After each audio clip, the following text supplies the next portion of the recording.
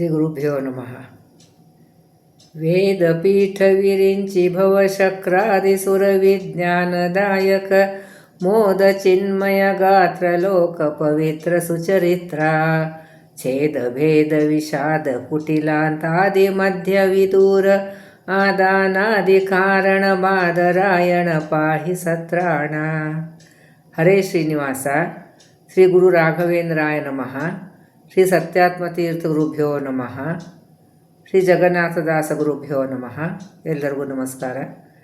ನಾವು ಪಂಚಾಗ್ನಿಹೋತ್ರ ಸಂಧಿ ಸಾರವನ್ನು ನೋಡ್ತಾ ಇದ್ದೀವಿ. ನಾವು ಯಾವ ವಿಷಯವನ್ನು ಬಿಟ್ಟಿಲ್ಲ, ಆದರೆ ಸಂಕ್ಷಿಪ್ತವಾಗಿ ಹೇಳ್ತಾ ಇದ್ವಿ. ಬಹಳ ಆಳವಾಗಿ ಹೋದರೆ ಟೈಮ್ ಇರೋದಿಲ್ಲ. ಅದಕ್ಕೆ ಎಷ್ಟು ನಮಗೆ ಎಷ್ಟು ಅರ್ಥ ಆಗಬೇಕು ಅಂದರೆ ನಮಗೆ ಅನುಸಂಧಾನ ಬರೋ ಪೂರ್ತಿಯಾಗಿ ಎಷ್ಟು ಬೇಕೋ ಅಷ್ಟು ಹೇಳ್ತಾ ಇದ್ದೀವಿ. ವಿಷಯ ಯಾವುದೂ ಬಿಟ್ಟಿಲ್ಲ. ಈಗ 30ನೇ ನುಡಿಯನ್ನು ನಡೀತಾ ಇದೆ. 30ನೇ ನುಡಿಯಲ್ಲಿ ವಾಸುದೇವ ಅನಿರುದ್ಧ ರೂಪದಿ ಪೂ ಶರೀರದೊಳಿಹನು ಸರ್ವದ ಈ ನುಡಿ ಇದೆ. ಇನ್ನು ಪೂರ್ತಿ ನುಡಿ ಓದಿದರೆ ಟೈಮ್ ಆಗುತ್ತೆ. ಅದು ಬಿಟ್ಟು ನಾನು ಬರೀ ಯಾವುದು ನುಡಿ ಅಂತ ಹೇಳ್ತಿದ್ದೀನಿ ಇಲ್ಲಿ. ಅದು ಇಲ್ಲಿ ನಿಯಮನ ಮಾಡಿದಂತಹ ಭಗವಂತನ ರೂಪ. ಸೊ ಪುರುಷ ಒಂದು ಜೀವರಾಶಿಯಲ್ಲಿ ಯಾವ ಭಗವದ್ ರೂಪನ ನಿಯಮನ ಮಾಡ್ತಾನೆ ಅಂತ ಅಲ್ಲಿ ವಾಸುದೇವ ಮತ್ತು ಅನಿರುದ್ಧ ರೂಪಿ ಪರಮಾತ್ಮ ಪುರುಷ ಶರೀರ ಒಳಗಡೆ ನಿಯಮನ ಮಾಡ್ತಾ ಇರ್ತಾನೆ ಅಂತ. ಹಂಗಾರೆ ಅಂದರೆ ಬೇರೆ ರೂಪಗಳು ಇರೋದಿಲ್ವಾ ಅಂತ. ಇರ್ತಾವೆ. ಎಲ್ಲ ರೂಪಗಳನ್ನು ಭಗವಂತನ ಎಲ್ಲ ರೂಪಗಳು ಎಲ್ಲರ ದೇಹದಲ್ಲಿ ಇದ್ದೇ ಇರ್ತವೆ. ಅದೇ ವಿಶೇಷವಾಗಿ ಈ ರೂಪದಿಂದ ನಿಯಮನ ಮಾಡ್ತಾನೆ ಅನ್ನೋದನ್ನು ಇಷ್ಟೇ ತಗೋಬೇಕು. ಅಂದರೆ ಬೇರೆ ರೂಪಗಳು ಇಲ್ಲ ಅಥವಾ ಬೇರೆ ರೂಪಗಳ ಕಾರ್ಯ ಇಲ್ಲ ಅಂತ ಈ ರೀತಿಯಾಗಿ ನಾವು ಸರ್ವತಃ ಅರ್ಥ ಮಾಡಬಾರ್ದು. ಅದಕ್ಕೆ ಇಲ್ಲಿ ಪುರುಷರಲ್ಲಿ ಅಲ್ಲಿ ವಾಸುದೇವ ಅನಿರುದ್ಧ ರೂಪಿ ಪರಮಾತ್ಮ ನಿಯಮನ ಮಾಡ್ತಾ ಇರ್ತಾನೆ ಅಂತ. ಸ್ತ್ರೀ ಶರೀರೊಳಗೆ ಸಂಕರ್ಷಣ ಮತ್ತು ಪ್ರದ್ಯುಮ್ನ ರೂಪಿ ಪರಮಾತ್ಮ ನಿಯಮನೆ ಮಾಡ್ತಾರೆ. ಇದಕ್ಕೆ ಅನೇಕ ಕಾರಣಗಳು ಇರ್ತವೆ, ಅನೇಕ ಒಂದು ಅರ್ಥಗಳು ಇರ್ತವೆ. ಇದಕ್ಕೆ ಅಷ್ಟು ಆಳವಾಗಿ ನಾವು ಹೋಗೋದು ಬೇಡ. ಸದ್ಯಕ್ಕೆ ಇಷ್ಟೇ ನಾವು ತಿಳ್ಕೊಳ್ಳೋಣ. ಈ ರೂಪದಿಂದ ಭಗವಂತ ನಮ್ಮ ಎಲ್ಲ ಕರ್ಮಗಳನ್ನು ನಿಯಮನ ಮಾಡ್ತಾನೆ, ನಮ್ಮ ಕಡೆಯಿಂದ ಕಾರ್ಯಗಳನ್ನು ಮಾಡಿಸ್ತಾನೆ ಅಂತ ಇಷ್ಟೇ. ಆಮೇಲೆ ದ್ವಾಸುಪರ್ಣ ಶ್ರುತಿ ವಿನುತ ಸರ್ವಾಸುನೀಲ ನಾರಾಯಣನ ಸದುಪಾಸನೆ ಗೈಯುವವರೇ ಜೀವನ್ ಮುಕ್ತರೆನಿಸುವರು. ಇಲ್ಲಿ ದ್ವಾಸುಪರ್ಣ ಅಂತ ಹೇಳ್ಕೊಳ್ಳಿ, ಇದು ಭಾಗವತದಲ್ಲಿ ಬರುವಂತಹ ಶಬ್ದ. ಆಮೇಲೆ ವಿಷ್ಣು ಸಹಸ್ರನಾಮದಲ್ಲಿ ಪರಸ್ಪರ್ಶ. ಇದಕ್ಕೂ ಕೂಡ ಅನೇಕ ಅರ್ಥವಿದೆ. ಒಂದು ಭಾಗವತದಲ್ಲಿ ಬರ್ತದೆ. ಅಂದರೆ ಒಂದು ದೇಹದಲ್ಲಿ 2 ಪಕ್ಷಿ ಇದೆ. ಒಂದು ಉಣ್ತದೆ, ಅದು ಸೊರಗ್ತದೆ. ಯಾವುದು ಉಣ್ಣೋದಿಲ್ಲ ಅದು ಸೊರಗೋದಿಲ್ಲ. ಅದು ಯಾವುದು ಉಣ್ಣೋದಿಲ್ಲ ಅದು ಪುಷ್ಟಿಯಾಗಿರ್ತದೆ ಅಂತ. ಅದೇ ಒಂದು ದೇಹದಲ್ಲಿ ಭಗವಂತ ಮತ್ತು ಜೀವ ಇಬ್ಬರೂ ಇರ್ತಾರೆ. ಜೀವ ಕರ್ಮವನ್ನು ಉಣ್ತಾನೆ, ಆದರೆ ಅದು ಸೊರಗ್ತಾ ಅಂತಾರೆ ನಮ್ಮ ಪಾಪ ಕರ್ಮಗಳನ್ನು ಕಡಿಮೆ ಆಗ್ತಾ ಹೋಗ್ತದೆ ಅಂತ. ಆಮೇಲೆ ಭಗವಂತ ಅವನು ಉಣೋದಿಲ್ಲ, ಅದು ಪುಷ್ಟಿಯಾಗಿ ಇರ್ತಾನೆ ಅಂತ. ಯಾಕಂದರೆ ಅವರೇ ಸರ್ವಸ್ವಾಮಿ, ಅವನು ಸರ್ವಸ್ವತಂತ್ರನಾಗಿದ್ದಾನೆ, ಸರ್ವಜ್ಞನಾಗಿದ್ದಾನೆ, ಆನಂದಪೂರ್ಣ ಇದ್ದಾನೆ, ಜ್ಞಾನಾನಂದ ಸ್ವರೂಪಿ, ಅಪ್ರಾಕೃತರಿದ್ದಂಥದ್ದು. ಅವನಿಗೇನು ಯಾವುದೇ ರೀತಿಯಿಂದ ಪುಷ್ಟಿ ಬೇಕಾಗಿಲ್ಲ. ಅದು ಪೂರ್ಣವಾಗಿ ಜ್ಞಾನಾನಂದ ರೂಪಿ ಪರಮಾತ್ಮ ಇದ್ದಾನೆ. ಸೊ ಅದಕ್ಕೆ ದ್ವಾಸುಪೂರ್ಣ ಅಂತ ಅದನ್ನು ಹೇಳ್ತಾರೆ. ಆಮೇಲೆ ಇನ್ನೊಂದು ಹೇಳ್ತಾಳೆ, ಇದು ಇಂದ್ರಿಯದಲ್ಲಿ ಎಲ್ಲ ದೇವತೆಗಳ ಸಾಯುಜ್ಯ ಮೋಕ್ಷವನ್ನು ಪಡೀತಾರೆ. ಸೊ ಭಗವಂತನ ಒಂದೊಂದು ಅವಯವದಲ್ಲಿ ಅವರು ಲಯ ಹೊಂದುತ್ತಾರೆ.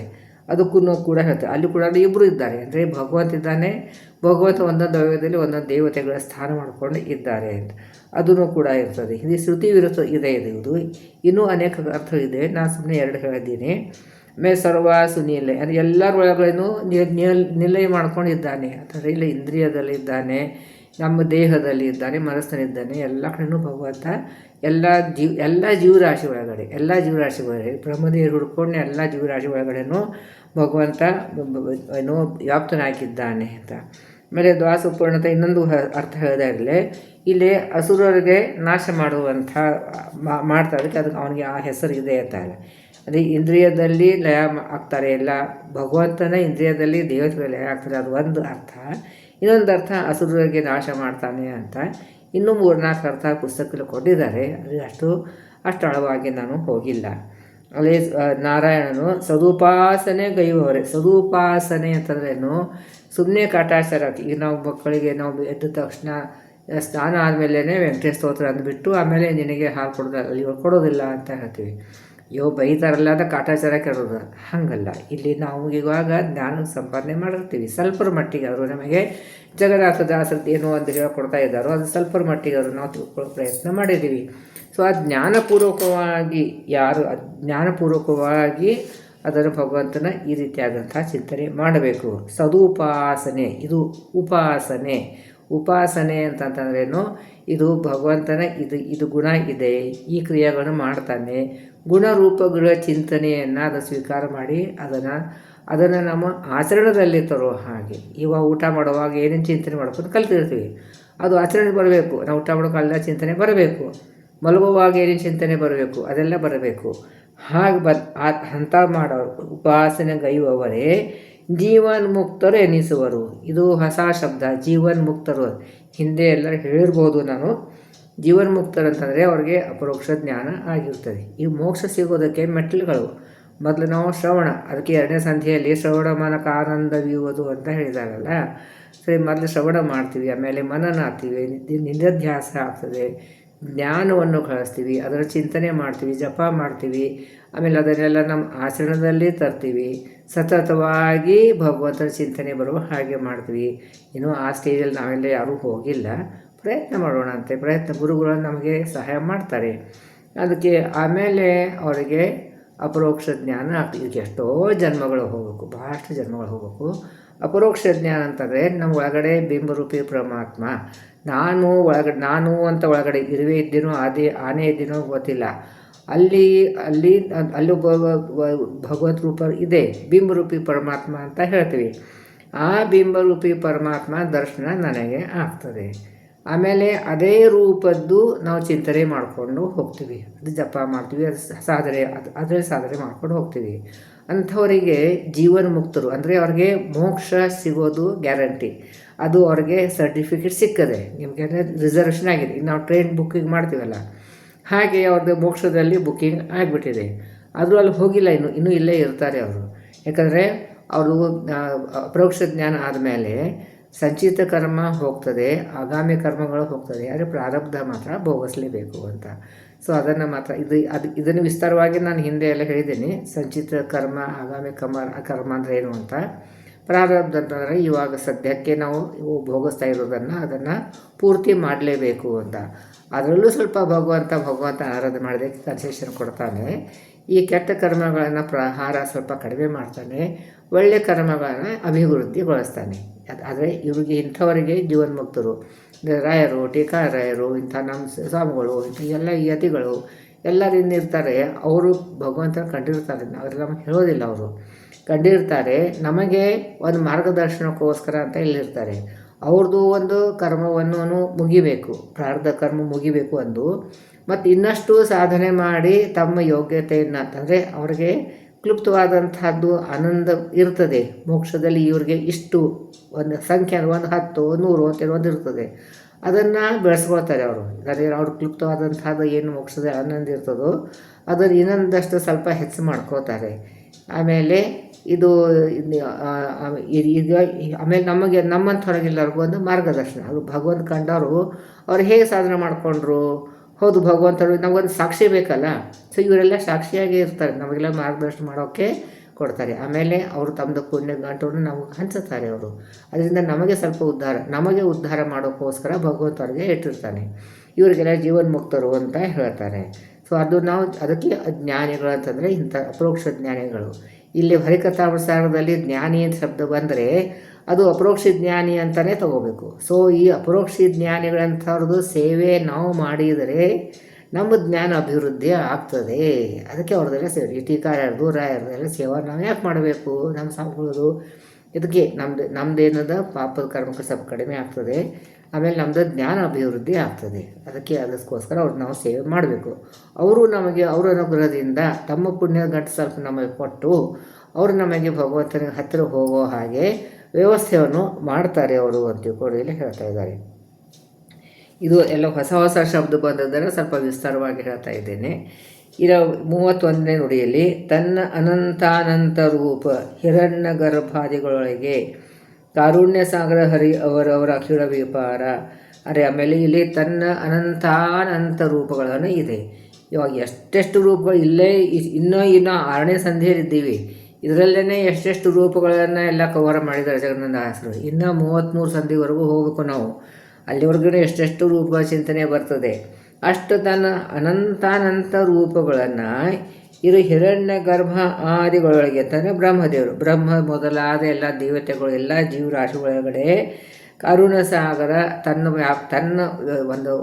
ತನ್ನ ಒಂದು ಅನುಷ್ಠಾನ ಅಧಿಷ್ಠಾನ ಇಟ್ಟುಬಿಟ್ಟು ಅಲ್ಲಿ ಅವರವರ ಅವರವರ ವ್ಯಾಪಾರವನ್ನು ಭಗವಂತ ಮಾಡಿಸ್ತಾನೆ. ಅವರವರ ವ್ಯಾಪಾರದರೇನು ಅವ್ರ ಕರ್ಮಾನುಸಾರವಾಗಿ ಯಾವ್ಯಾವ ಕರ್ಮ ಮಾಡಿಸ್ಬೇಕು ಅದನ್ನೆಲ್ಲ ಮಾಡಿಸ್ತಾನೆ ಅಂತ ಈಗ ಕೆಲವರು ಸುಂದರವಾಗಿ ಹಾಡು ಹಾಡ್ತಾ ಇರ್ತಾರೆ.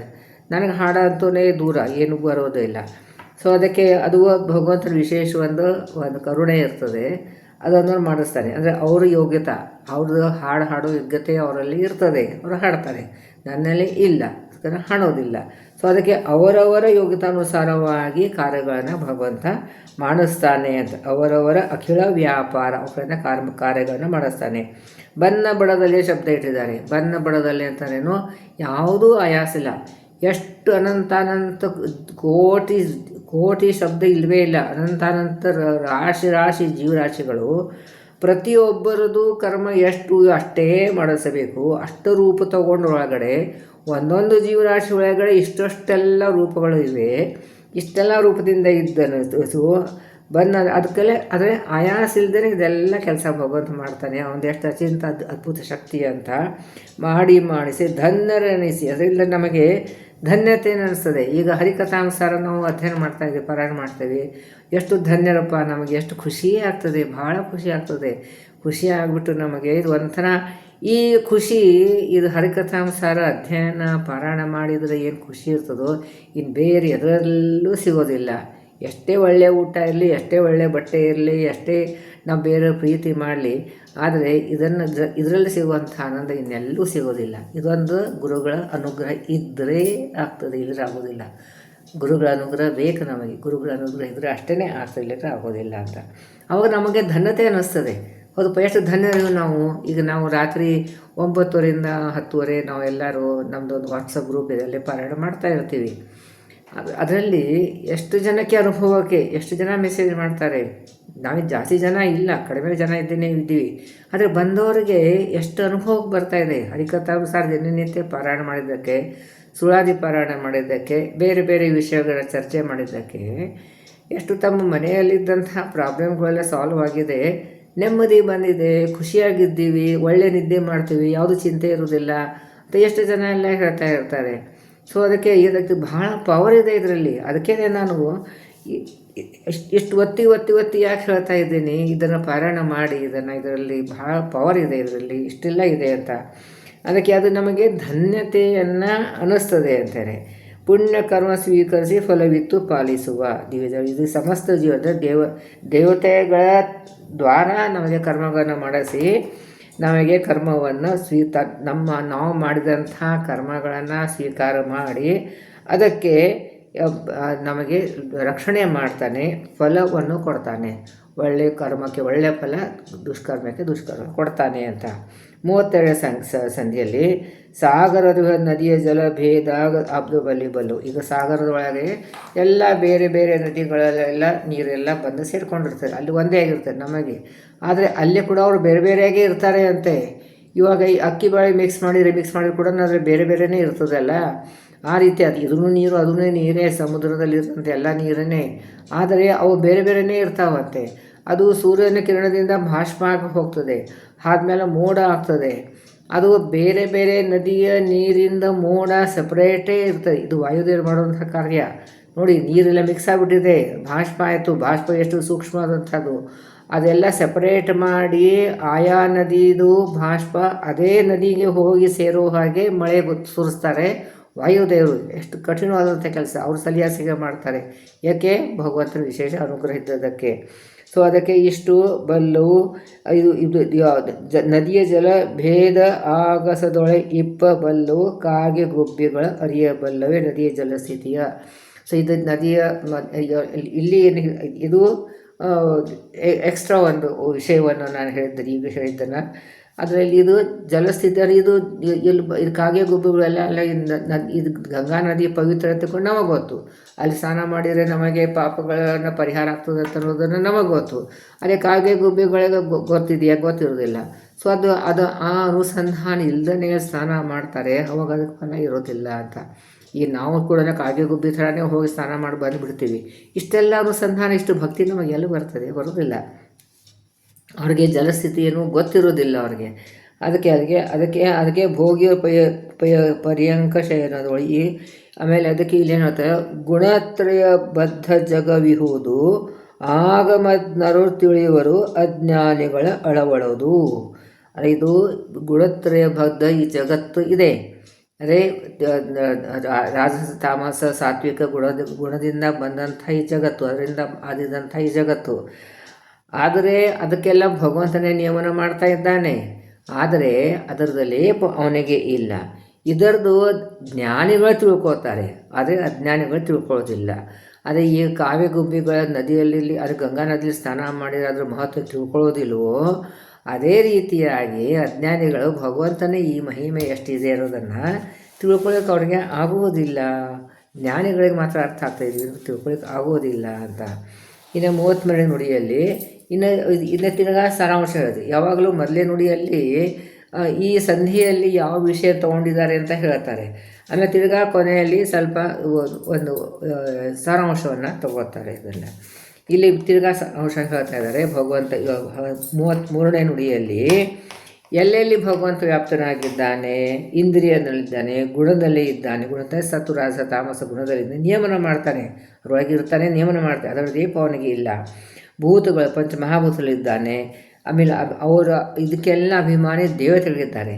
ಅಭಿಮಾನಿ ದೇವತೆಗಳ ಅಂತರ್ಗತನಾಗಿದ್ದಾನೆ. ಇನ್ನು ಒಂದು ಇಂಪಾರ್ಟೆಂಟ್ ಎಲ್ಲೂ ನಾವು ಮರಿಬಾರ್ದು. ನಾವು ಈಗ ಮಾತಾಡುವಾಗ ನಾವು ಬರೀ ಭಗವಂತನ ಬಗ್ಗೆ ಮಾತಾಡ್ತೀವಿ, ಆದರೆ ಅವನ ಜೊತೆಯಲ್ಲಿ ಲಕ್ಷ್ಮೀನೂ ಅಷ್ಟೇ ರೂಪದೊಳಗಿದ್ದಾಳೆ.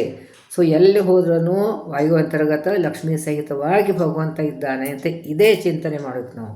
ಇಲ್ಲೇ ಇದ್ದರೆ ಅದಕ್ಕೆ ಫಲ ಇಲ್ಲ. ಯಾಕಂದರೆ ಭಗವಂತನಿಗೆ ಲಕ್ಷ್ಮಿಗೆ ವಿಯೋಗ ಯಾವತ್ತೂ ಇಲ್ಲ. ಸೀತಾರಾಮರ ವಿಯೋಗ ಆಗಿಲ್ಲ. ಅವರು ಅದೃಶ್ಯ ರೂಪದಿಂದ ಸೀತಾದೇವಿ ಭಗವಂತ ಜೊತೆನೇ ಯಾವಾಗಲೂ ಇರ್ತಾಯಿದ್ಲು. ಇದೆಲ್ಲ ನಾಟಕ, ಇದೆಲ್ಲ ಅಸುರರಿಗೆ ಒಂದು ಮೋಹನ್ ಮಾಡೋಕ್ಕೋಸ್ಕರ ಎಲ್ಲರೂ ಮಾಡಿರ್ತಾರೆ, ಅದೆಲ್ಲ ವಿಷಯ ಬೇರೆ. ಆದರೆ ಅಂತೂ ಇದು ನಾವು ಎಲ್ಲೆಲ್ಲಿ ಭಗವಂತ ವ್ಯಾಪ್ತರಾಗಿದ್ದಾನೆ, ಇಂದ್ರಿಯದಲ್ಲಿ, ಗುಣದಲ್ಲಿ, ಮಹಾಭೂತದಲ್ಲಿ, ಅಭಿಮಾನ ದೇವತೆಗಳಲ್ಲಿ, ಇಲ್ಲಿ ಯಾವ್ಯಾವ ಅನಿರುದ್ಧ ಪ್ರದು ಸಂಕರ ವಾಸುದೇವ ನಾರಾಯಣ ರೂಪದಿಂದ ಎಲ್ಲ ಕಡೆಯೂ ಎಲ್ಲರನ್ನೂ ಈ 4 ರೂಪ ಅಂತೂ ಬಂದೇ ಬಂದಿದೆ, 5 ರೂಪ ಬಂದೇ ಬಂದಿದೆ. ರೂಪಗಳ ಚತುಷ್ಟಯಗಳ ಅನ್ನೋದೇ ಸರ್ವ. ಚತುಷ್ಟಯ ಅಂತಂದ್ರೆ ಈ ಪಿಂಡಾಂಡ, ಬ್ರಹ್ಮಾಂಡ, ದೇಹಗತ ಎಲ್ಲ ದೇವತೆಗಳಲ್ಲೇ. ಇಲ್ಲಿ ಪಿಂಡಾಂಡ, ಬ್ರಹ್ಮಾಂಡ, ದೇಹಗತ ಎಲ್ಲ ದೇವತೆಗಳ ಅಂತರ್ಯಾಮಿಯಾಗಿ ಭಗವಂತ. ಅಂದರೆ ಇಂದ್ರಿಯಗತ, ಗುಣತ್ರಯ, ಭೂತ, ಅಭಿಮಾನ ದೇವತೆಗಳು ಎಲ್ಲ ಜೀವರಾಶಿ ಒಳಗಡೆ. ಇಲ್ಲೆಲ್ಲ ಒಳಗಡೆ ಈಗ ಎಷ್ಟೆಷ್ಟು ರೂಪಗಳನ್ನೆಲ್ಲ ಹೇಳ್ತಾ ಇದ್ದಾರೆ ದಾಸರು, ಅಷ್ಟೆಲ್ಲ ನಮಗೆ ಜ್ಞಾಪಕ ಹೇಳೋಕ್ಕಾಗಲ್ಲ. ಅಂತಂದರೆ ಸರಿ, ಅನಿರುದ್ಧ ಪ್ರದು ಸಂಕರ ವಾಸುದೇವ ನಾರಾಯಣ ಇಷ್ಟಾದರೂ ನೀವು ಜ್ಞಾಪಕ ಇಟ್ಕೊಂಬಿಡಿ, ಎಲ್ಲ ಕಡೆಯೂ 6 ರೂಪಗಳು ಬಂದೇ ಬರ್ತದೆ. ಅದಕ್ಕೆ ಸ್ಮರಿಸುತ್ತ, ಅನುಮೋದಿಸುತ್ತ, ಹಿಗ್ಗುತ್ತ ಪರವಶದಿ ಪಾಡುವವರಿಗೆ.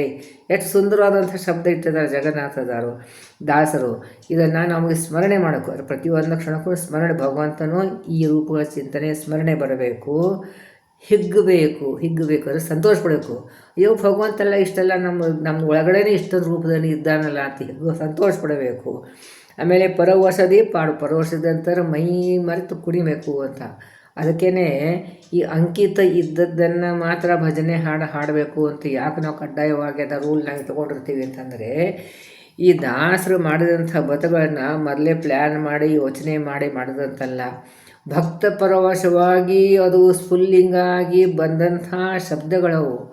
ಇವಾಗ ಏನಾರು ಈ ಮಕ್ಕಳು ತಪ್ಪು ಮಾಡ್ತಾರೆ, ಅಂದರೆ ನಾವು ಯೋಚನೆ ಮಾಡಿರೋದಿಲ್ಲ, ವಿದೌಟ್ ಥಿಂಕಿಂಗ್ ಸೆಕೆಂಡ್ನಲ್ಲಿ ರಿಫ್ಲೆಕ್ಸ್ ಆ್ಯಕ್ಷನ್ಸ್ ಹೇಳ್ತೀವಿಲ್ಲ, ಹಾಗೆ ಸುಮ್ಕೊಡು ಅಂತ ತಕ್ಷಣ ಹೇಳಿಬಿಡ್ತೀವಿ.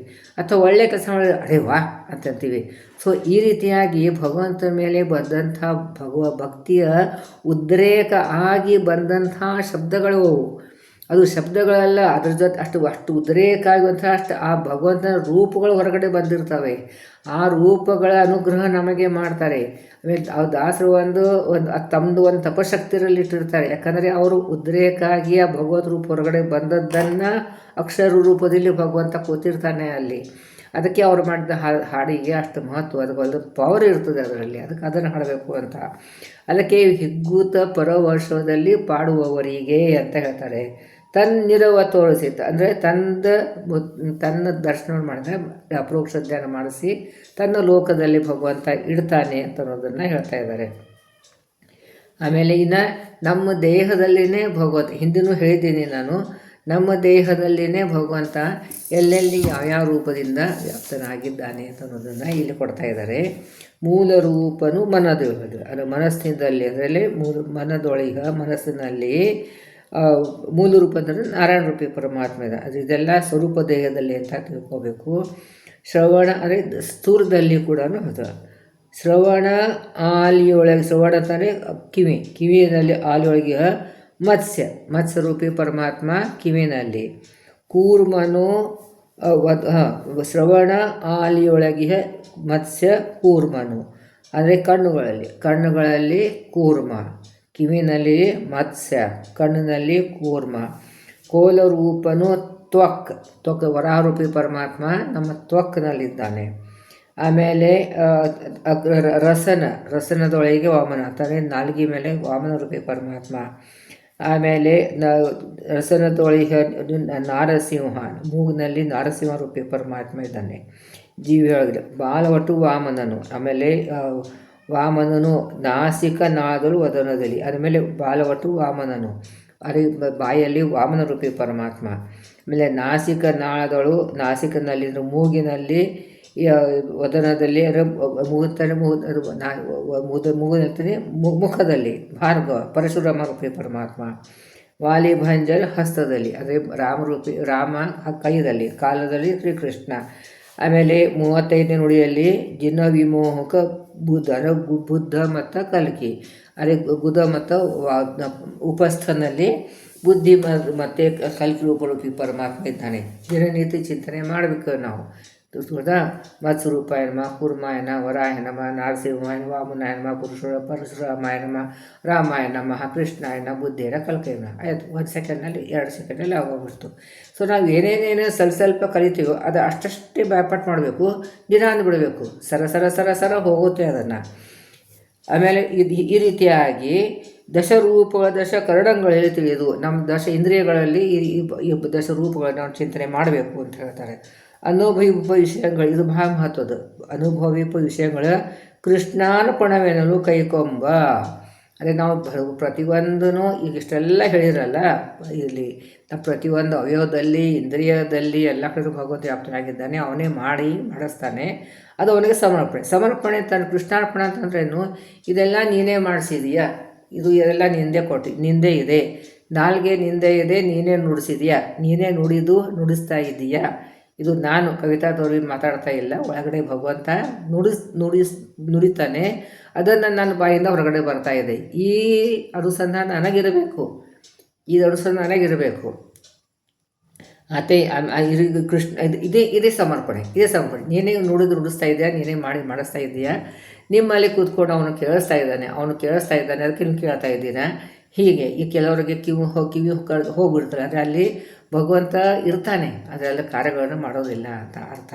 ಹಾಗೆ ಇದೆ ಅದು ನಾವು ಮಾಡೋದು ಈ ರೀತಿಯಾಗಿ ನಾವು ಭಗವಂತನಿಗೆ ನಾವು ಸಮರ್ಪಣೆ ಮಾಡಿದರೆ ಕೈಕೊಂಬ ವೃಜನಾರ್ದನ ಅದು ದೈತ್ಯರಿಗೆ ಸಂಹಾರ ಮಾಡುವಂಥ ಭಗವಂತ, ನಮ್ಮ ಪಾಪಗಳನ್ನು ಸಂಹಾರ ಮಾಡುವಂಥದ್ದು ಭಗವಂತನ ನಮ್ಮ ಕೊಟ್ಟದಂಥ ಕ್ರಮಗಳನ್ನು ಸ್ವೀಕಾರ ಮಾಡಿ ಅವನು ವಿಶ್ವವ್ಯಾಪನಾಗಿ ಎಲ್ಲ ಕಡೆಯೂ ವ್ಯಾಪ್ತನಾಗಿದ್ದಾನೆ. ಅವನು ಎಲ್ಲಕ್ಕೂ ವ್ಯಾಪ್ತನಾಗಿದ್ದಾನೆ ಅಂಥ ಭಗವಂತ. ಇಲ್ಲಿ ಇನ್ನೊಂದು ವಿಶ್ವವ್ಯಾಪಕ ಅಂತಂದರೆ ನಮ್ಮ ಕಣ್ಣಿನಲ್ಲಿ ವಿಶ್ವತೈಸ ಪ್ರಾಜ್ಞಾ ಅಂತಿಕೊಂಡು 3 ರೂಪಿ ಬರ್ತದೆ. ಅದೇ ಜಾಗರ ಅವಸ್ಥೆಯಲ್ಲಿ ವಿಶ್ವರೂಪಿ ಪರಮಾತ್ಮ ನಮ್ಮ ಕಣ್ಣಿನಲ್ಲಿದ್ದಾನೆ. ಆಮೇಲೆ ವಿಶ್ವತೈಸ ರೂಪಿ ಪರಮಾತ್ಮ ನಮ್ಮ ಕಣ್ಣಲ್ಲಿದ್ದಾನೆ, ಅವನ ಸ್ವಪ್ನಾವಸ್ಥೆ ಕೊಡ್ತಾನೆ. ಇನ್ನು ಮುಂದಿನ ಸಂಧ್ಯೆಯಲ್ಲಿ ವಿಸ್ತಾರವಾಗಿ ಬರ್ತದೆ. ಆಮೇಲೆ ನಮ್ಮ ಹೃದಯ ಕಮಲದಲ್ಲಿ ಒಂದು ವಿಶ್ವತೈಸ ಪ್ರಾಜ್ಞರೂಪಿ ಪರಮಾತ್ಮ ಇದ್ದಾನೆ, ಅವನೇ ನಮಗೆ ಸುಷುಪ್ತಿ ಅವಸ್ಥೆಯನ್ನು ಕೊಡ್ತಾನೆ ಅಂತ. ಆಮೇಲೆ ತೂರ್ಯ ರೂಪಿ ಪರಮಾತ್ಮನ ಮೋಕ್ಷವನ್ನು ಕೊಡ್ತಾರೆ. ಹೀಗೆ 4 ರೂಪದ ಚಿಂತನೆ ಮಾಡಬೇಕು ಅಂತ. ಅದಕ್ಕೆ ವಿಶ್ವವ್ಯಾಪನ ಅಂದರೆ ವಿಶ್ವವ್ಯಾಪಕಂತಂದರೆ ನಮ್ಮ ಕಣ್ಣಿನಲ್ಲಿ ವ್ಯಾಪ್ತನಾಗಿದ್ದಾನೆ, ಅವನು ನಮ್ಮ ಕಡೆ ಎಲ್ಲ ಕರ್ಮಗಳನ್ನು ಮಾಡಿಸ್ತಾ ಇದ್ದಾನೆ ಅಂತ. ಎಚ್ಚರ ಅವಸ್ಥೆ, ಜಾಗರ ಅವಸ್ಥೆ ಕೊಡುವಂಥ ವಿಶ್ವರೂಪಿ ಪರಮಾತ್ಮ, ಆ ವಿಶ್ವರೂಪಿ ಜಾಗರ ಅವಸ್ಥೆ ಕೊಡುವಂಥ ವಿಶ್ವರೂಪಿ ಪರಮಾತ್ಮ ನಮ್ಮ ಕಡೆಯಿಂದ ಎಲ್ಲ ಕಾರ್ಯಗಳನ್ನು ಮಾಡಿಸ್ತಾ ಇದ್ದಾನೆ ಅಂತ. ನಿದ್ದೆ ಮಾಡಿಬಿಟ್ರೆ ಏನು ಕಾರ್ಯ ಇರೋದಿಲ್ಲಲ್ಲ, ಅಲ್ಲಿ ತೈಜಸ್ ರೂಪಿ ಪರಮಾತ್ಮ ನಮ್ಮ ಕಡೆಯಿಂದ ಕಾರ್ಯಗಳನ್ನು ಮಾಡಿಸ್ತಾನೆ. ಮತ್ತು ಅಲ್ಲಿನ ಕಾರ್ಯಗಳನ್ನು ಮಾಡಿಸ್ತಾನೆ, ಸ್ವಪ್ನಾವಸ್ಥೆ ಕೊಡ್ತಾನಲ್ಲ, ಅದು ಕೂಡ ಒಂದೊಂದು ಕಾರ್ಯ. ಆಮೇಲೆ ವಿಶ್ವ ತೈಜಸ್ ಪ್ರಾಜ್ಞರೂಪಿ ಪರಮಾತ್ಮ, ಅವಾಗೇನು ಕಾರ್ಯ ಇರೋಲ್ಲ, ಅದು ನಮಗೆ ಮೋಕ್ಷದಲ್ಲಿ ಸಿಗುವಂಥ ಸುಖವನ್ನು ಒಂದು ಝಲಕ್, ಒಂದು ಅಂಶವನ್ನು ನಮಗೆ ಸುಖ ಕೊಡ್ತಾರೆ. ಅದಕ್ಕೆ ನಮ್ಗೆ ಒಳ್ಳೆ ನಿದ್ದೆ ಆಗಿದ್ರೆ ಫ್ರೆಶ್ ಆಯ್ತು ನೋಡಿ, ಭಾಳ ನಿದ್ದಿತ್ತು, ಫಸ್ಟ್ ಕ್ಲಾಸ್ ನಿದ್ದೆ ಆಗ್ತೀವತ್ತು ಅಂತ ಹೇಳ್ತೀವಲ್ಲ, ಅದಕ್ಕೆ ಪ್ರಾಜ್ಞರೂಪಿ ಪರಮಾತ್ಮ ನಮಗೆ ಅಪ್ಕೊಂಡಿರ್ತಾನಂತೆ, ಅದಕ್ಕೆ ಆ ಸುಖವನ್ನು ಕೊಡ್ತಾನೆ ಅಂತೆ. ಇದು ಮುಂದೆಲ್ಲ ವಿಷಯ ಬರ್ತದೆ, ಆದರೆ ಇದು ಸುಮ್ಮನೆ ನಾನು ಒಂದು ಝಲಕವನ್ನು ಕೊಡ್ತಾ ಇದ್ದೇನೆ ನಿಮಗೆ. ಸೊ ಇಷ್ಟು ಇದು 30 ಮುಗೀತು. ಇನ್ನು ಎಲ್ಲ ಸಂಧ್ಯೆಯಲ್ಲಿ ಕೂಡ ಸ್ವಲ್ಪ ವಿಸ್ತಾರವಾಗಿಂತ ನಾವು ಯಾವುದೂ ವಿಷಯ ಬಿಡ್ಲಿಕ್ಕೆ ನನಗೆ ಮನಸ್ಸಾಗ್ತಾ ಇಲ್ಲ. ಏನೋ ಕೆಲವರು ಒಂದಿಬ್ಬರು ಹೇಳಿದರು, ಹಸ್ತಲಿಂದ ಹರಿಕಥಾಂಸಾರ ಏನಂತ ಗೊತ್ತಿಲ್ಲ, ಅವ್ರಿಗೆ ನೀವು ಸಂಕ್ಷಿಪ್ತವಾಗಿ ಹೇಳಿದರೆ ನಾವು ಕಲಿತಿಲ್ಲ ಅಂತ. ಆದರೆ ಕೆಲವರಿಗೆ ವಿಸ್ತಾರವಾಗಿ ಕಲಿಯೋದೂ ಇಚ್ಛೆ ಇರ್ತದೆ. ತುಂಬ ವಿಸ್ತಾರ ಕಲಿಯೋಂಥ ಬೇಕಾದ್ರೆ ಸಾವಿರಾರು ಜನ ಇದ್ದಾರೆ. ಆದರೆ ಸ್ವಲ್ಪ ಒಂದು ರುಚಿ ಬರಬೇಕು ಅವ್ರಿಗೆ. ಇಷ್ಟು ಸಂಕ್ಷಿಪ್ತವಾಗಿ ಸ್ವಲ್ಪ ಇಷ್ಟು ಹೇಳಿದರೆ ಇಷ್ಟೆಲ್ಲ ಇದೆಲ್ಲ ನಾವು ಕಲಿಬೇಕು ಅಂದರೆ ಸ್ವಲ್ಪ ಒಂದು ನರ್ಸರಿ ಕ್ಲಾಸ್ ಕಲೀಲೇಬೇಕಲ್ಲ. ನಾನು ನರ್ಸರಿ ಟೀಚರ್ ಅಂತ ಯಾವಾಗಲೂ ಹೇಳ್ಕೊತೀನಿ. ಸೊ ಅದು ನರ್ಸರಿ ಲೆವೆಲದ್ದು ನಾನು ಹೇಳ್ಕೊಡ್ತಾ ಇದ್ದೇನೆ. ಇದರಲ್ಲಿ ಆನಂದ ಪಡೋಣ, ಇದನ್ನು ಸರಿಯಾಗಿ ತಿಳ್ಕೊಳ್ಳೋಣ. ಆಮೇಲೆ ಇದು ಬಹಳ ಶ್ರೇಷ್ಠವಾದಂಥ ಗ್ರಂಥ, ಬಹಳ ಪವರ್ಫುಲ್ ಆದಂಥ ಗ್ರಂಥ. ಇದನ್ನು ನಾವೇನು ದಿನನಿತ್ಯ ನಾವು ರಾತ್ರಿ ನಮ್ಮ ವಾಟ್ಸಪ್ ಗ್ರೂಪ್ನಲ್ಲಿ ಮಾಡಿಕೊಂಡು ಗೂಗಲ್ ಮೀಟ್ನಲ್ಲಿ ನಾವೇನು ಪಾರಾಯಣ ಮಾಡ್ತೀವಿ, ಎಲ್ಲರಿಗೂ ಇದು ಅನುಭವ ಇದೆ, ಪ್ರತಿಯೊಬ್ಬರಿಗೂ ಅನುಭವ ಇದೆ. ಎಂಥ ಕಷ್ಟಗಳನ್ನು ದೂರ ಆಗ್ತದೆ, ತಲೆ ಶಾಂತಿ ಇರ್ತದೆ, ಚೆನ್ನಾಗಿ ನಿದ್ದೆ ಬರ್ತದೆ, ಮನಸ್ಸು ಶಾಂತಿ ಇರ್ತದೆ. ಏನೋ ಕಷ್ಟಗಳು ಬಂದೇ ಬರ್ತವೆ ನಮ್ಮ ಕರ್ಮಾನುಸಾರ, ಮನಸ್ಸುದನ್ನು ಧೈರ್ಯವಾಗಿ ಎದುರಿಸುವಂಥ ಶಕ್ತಿ ನಮಗೆ ಬರ್ತದೆ. ಒಂದು ಖುಷಿಯಾಗಿರ್ತವೆ, ಇದರಲ್ಲಿ ಸಂತೃಪ್ತಿ ಇರ್ತೀವಿ, ದ್ವೇಷ ಅಸೂಯೆ ಎಲ್ಲ ಹೊರಟು ಹೋಗ್ತದೆ. ಅದಕ್ಕೆ ಇದು ಭಾಳ ಇಂಪಾರ್ಟೆಂಟ್ ಆದಂಥ ಭಾಳ ಶಕ್ತಿಶಾಲಿ ಇದ್ದಂಥದ್ದು ಗ್ರಂಥ. ಅದನ್ನು ಬರೀ ನೀವು ಅಷ್ಟೇ ಕೊಡೋದಲ್ಲ, ನಿಮಗೆ ಯಾರು ತುಂಬ ಬೇಕಾದವ್ರು ಇದ್ದಾರೋ ಅವರಿಗೆ ಕೂಡ ಸ್ವಲ್ಪ ಪ್ರೋತ್ಸಾಹನ ಮಾಡಿ. ಇದನ್ನು ದಿನನಿತ್ಯ ಇದರದ ಲಾಭ ಎಲ್ಲರೂ ಸಿಗಬೇಕು ಅಂತ ಒಂದು ಕಳಕಳಿ ನನಗೆ ಅಷ್ಟೇ ವಿನ ಮತ್ತೊಂದೇನಿಲ್ಲ. ನಾನೇನಿದು ಪ್ರಸಿದ್ಧಿಗೋಸ್ಕರ ಮಾಡ್ತಾ ಇಲ್ಲ. ಇದನ್ನು ಪ್ರತಿಯೊಬ್ಬರ ಮನೆಯಲ್ಲಿ ಪಾರಾಯಣ ಆಗಬೇಕು, ಎಲ್ಲರಿಗೂ ಇದರ ಲಾಭ ಆಗಬೇಕು ಅಂತ ಒಂದೇ ಉದ್ದೇಶದಿಂದ. ಸೊ ನೀವು ಎಲ್ಲರೂ ಸ್ವಲ್ಪ ಪ್ರಸಾರ ಮಾಡಿ, ಯಾರ್ಯಾರು ಕೇಳ್ತಾ ಇದ್ದೀರೋ ಪ್ರತಿಯೊಬ್ಬರು ಇಬ್ಬಿಬ್ಬರಿಗೆ ಒಂದು ಪ್ರೋತ್ಸಾಹ ಮಾಡಿ. ಇದು ಅನ್ರಿ, ಕಲೀರಿ, ಅನ್ರಿ, ಎಷ್ಟು ಇದಕ್ಕೆ ಲಾಭ ಇದೆ ಅಂತ ಅನ್ನೋದನ್ನು ಅವ್ರಿಗೊಂದು ರುಚಿ ಹೆಚ್ಚಿಸ್ಕೊಡ್ರಿ. ಈಗ ಬ್ರಿಟಿಷರು ನಮ್ಮ ದೇಶಕ್ಕೆ ಬಂದು ಮೊದಲೆಲ್ಲ ಫ್ರೀ ಟೀ ಕೊಟ್ಬಿಡ್ತಿದ್ರು. ಟೀ ಚಹಾ ಕುಡಿಸಿ ಚಟ ಹಾಕ್ಬಿಟ್ರು. ಆಮೇಲೆ ನಾವು ಕೊಂಡ್ಕೊಂಡು ಶುರು ಮಾಡಿಬಿಟ್ವಿ. ಹಾಗೆ ಇದೊಂದೊಂದು ಚಟ ಹಾಕ್ಬಿಟ್ರು ಅವ್ರಿಗೆ. ತಾವೇ ನಮಗೆ ಮುಂದುವರಿತಾರೆ. ಸೊ ಅದು ಅವರು ಹರಿಕಥಾಂಸಾರ ಪಾರಾಯಣ ಮಾಡಿದ್ದು ಪುಣ್ಯ ನಿಮಗೂ ಬರ್ತದೆ. ಇದು ಭಾಳ ದೊಡ್ಡದಾದಂಥದ್ದು ವಿಷಯ. ಎಲ್ಲರಿಗೂ ಪ್ರೋತ್ಸಾಹ ಮಾಡಿ, ನೀವು ಕೂಡ ರೆಗ್ಯುಲರಾಗಿ ಕೇಳಿ. ಇದು ಒಂದಕ್ಕೊಂದು ಕರೆಕ್ಷನ್ ಇರ್ತದೆ, ರೆಗ್ಯುಲರಾಗಿ ಕೇಳಬೇಕು ನೀವು. ಅವ್ರಿಗೆ ಹೇಳಿ. ಆಮೇಲೆ ಇದು ಯೂಟ್ಯೂಬ್ನಲ್ಲಿ ಹೋದರೆ ಕವಿತಾ ತೊಳಿ ಟೈಪ್ ಮಾಡಿದರೆ ನನ್ನ ಆ್ಯಪ್ ಬರ್ತದೆ, ಅದರಲ್ಲಿ ಎಲ್ಲ ವೀಡಿಯೋಸು ಇದೆ. ಸುಮಾರು ಒಂದು 48 ವೀಡಿಯೋಸ್ ಹಾಕಿದ್ದೇನೆ, ಎಲ್ಲನೂ ಅಲ್ಲಿ ಸ್ಟೋರ್ ಆಗಿದ್ದಿದೆ. ಎಲ್ಲರಿಗೂ ಪ್ರೋತ್ಸಾಹ ಮಾಡಿ, ಹರಿಕಥಾಂಸಾರ ಮನೆಗೂ ಪಾರಾಯಣ ಮಾಡುವ ಹಾಗೆ ಮಾಡಿ ಅಂತ ಹೇಳ್ಕೊಳ್ಳಿ. ಗುರುಗಳು ಮಾಡಿಸ್ಲಿ ಅಂತ. ನಾವು ಮಾಡೋದು ಎಷ್ಟಿದೆ, ಗುರುಗಳು ಮಾಡಿಸ್ಲಿ ಅಂತ ಗುರುಗಳಿಗೆ ಪ್ರಾರ್ಥನೆ ಮಾಡೋಣ.